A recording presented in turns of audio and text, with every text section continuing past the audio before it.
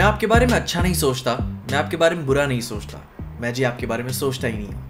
ये स्टेटमेंट किसी भी फैंडम के लिए किसी अभिशाप से कम नहीं है। जहां I think Indian super hero creators की हिस्ट्री में द मार्वल्स एमसीयू की ऐसी पहली फिल्म होगी जिसके लिए सब लीस्ट एक्साइटेड होंगे। मुझे आज भी वो दिन याद है कि जब हम नो वे होम के टाइम पे थ्योरीज बनाते थक नहीं रहे थे। इवन क्वांटम मीनिया के टाइम पे भी यार हम कंसिस्टेंट बने रह रहे थे, इसके बारे में बातें कर रहे थे। वकांडा फॉरएवर के टाइम पे भी हमने भाई काफी सारी इसके ऊपर थ्योरीज बनाई। एंड इवन भाई शी हल्क की भाई अपनी पीक नाराजगी में भी डीसी का रोना जब नहीं खत्म हो रहा था हम वही मौजूद थे, हमने बहुत बातें की हैं उसके ऊपर। एंड भाई मैं बताऊं, इसके ऊपर मैं कोई राइटर्स एक्टर्स की स्ट्राइक भी इस पे ज्यादा जिम्मेदार नहीं ठहराना चाहता, क्योंकि लोग अपनी गलतियों के लिए खुद जिम्मेदार होते हैं।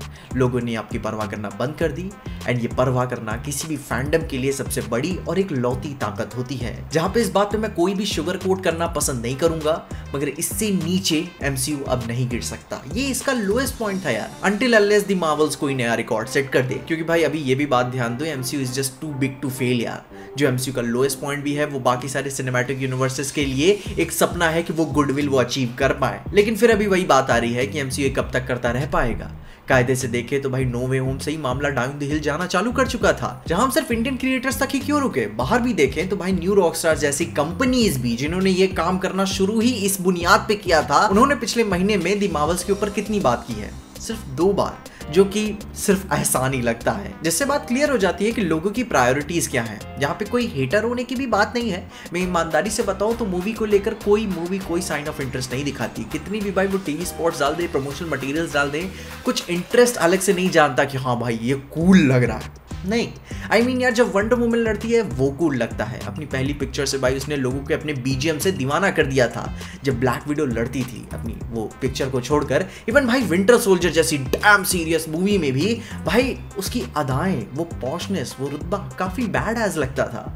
एंड भाई कैप्टन मार्वल मूवी जिस पर भाई लोग सब एक साथ एग्री कर रहे थे कि हाँ भाई पिक्चर का स्क्रीन प्ले हद्दा बोरिंग था। जहाँ पे इसके ऊपर भी मैं बात मानता हूँ कि समाज में कुछ ऐसे खुरापाती अराजक तत्व भी होते हैं जो कि ऐसे कमेंट्स देते हैं जहाँ पे वो क्रिटिसिज्म से ज्यादा पर्सनल अटैक्स लगते हैं। लेकिन आप एक सेलिब्रिटी हो, आप एक्टर हो, आपने ही दुनिया क्रिएट की है, आपको ही तो ये बात समझनी है कि लोग बात कहेंगे ऐसा। आप अपने आर्ट का पब्लिक डिस्प्ले कर रहे हो जिसपे से जजमेंट जाहिर सी बात आएगा।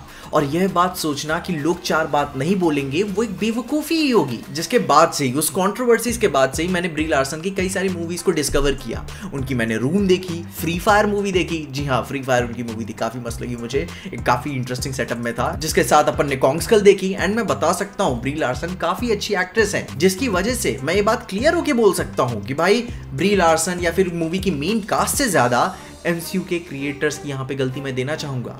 उन्होंने 2019 की कैप्टन मार्वल मूवी के बाद 4 साल राइटर्स रूम में ब्रेनस्टॉर्म करके हमें कुछ नया, सरप्राइजिंग, एक्साइटिंग, इंस्पिरेशनल देने से अच्छा एक नई कॉमेडी मूवी देखने की सोचा जिसमें उन्होंने 270 मिलियन फूके हैं। हम इनके भाई प्रमोशनल मटेरियल्स ही देख के बता सकते हैं कि ये क्या ऑडियंस के लिए बाहर सेट करके जाते हैं। जिसपे से एक पुरानी कहावत ही है कि if you sit in shit for too long it stop smelling. 2013 में जो आपका बच्चा उन मूवीज को देखकर खुश होता था, 2023 में वो फाइनली बड़ा हो चुका है।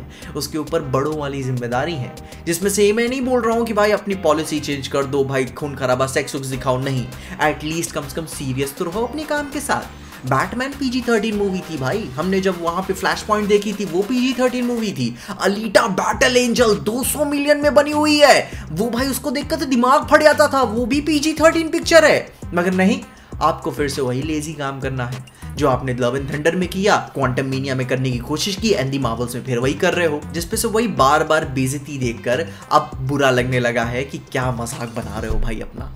कायदे से बताऊं तो इसमें कोई मर्द औरत वाला भी डिस्क्रिमिनेशन नहीं है। आज के टाइम पे तुम देख ही रहोगे भाई फीमेल लेड फॉर्चुनेटली मूवीज कितना अच्छा भाई परफॉर्म कर रही है बॉक्स ऑफिस पे, क्रिटिकली और भाई कॉमर्शियली, दोनों तरफ से। एंड जिसके ऊपर से आज की ही बात कर ले तो भाई जेनवी हम आराम से देख रहे हैं, नेटिवली फीमेल लेड कहानी है, कोई कंप्लेन नहीं कर रहा है क्योंकि अच्छा शो है।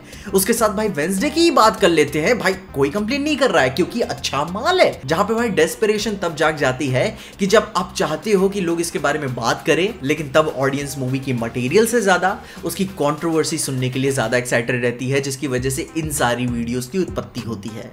और ये बहुत ही बुरा प्रेसिडेंट सेट करता है, क्योंकि मैं इस चीज के लिए अपना चैनल चैनल नहीं बनाया था कि कंप्लेंट्स करने के लिए। मैं मूवीज, पॉप कल्चर्स, उनके अंदर की चीज़ों, उनके डिटेल्स के ऊपर बात करने के लिए एक्साइटेड था। खैर देर सवेर कभी कभार ऐसी वीडियोस में हम ऐसी बात जरूर कर लेते हैं, क्योंकि हर बार नहीं मगर कुछ बार ऐसी बातें करना बहुत ही जरूरी है। मगर तुम्हारी तरह मैं भी इसके लिए कुछ ज्यादा एक्साइटेड नहीं हूँ। किसी दाल चावल की तरह बस खा लेंगे इसे, क्योंकि भाई इतने टाइम से कोई मूवी मिस नहीं की है सुपर हीरो वाली, स्पेशली मार्वल की। मगर इससे बेहतर चीज़ें हैं बाजार में जिसके ऊपर मैं अब ध्यान देना पसंद करूंगा। बाकी तुम अपनी ओपिनियंस में कमेंट जरूर बताओ, तुम इसके बारे में क्या सोचते हो, क्या दी मार्वल्स के बारे में सोचते हो, और क्या सोचते ही नहीं हो तो वो भी मुझे कमेंट जरूर बताना, मैं जरूर से सुनना पसंद करूंगा। एंड या देखते रहिए पीजे एक्सप्लेन।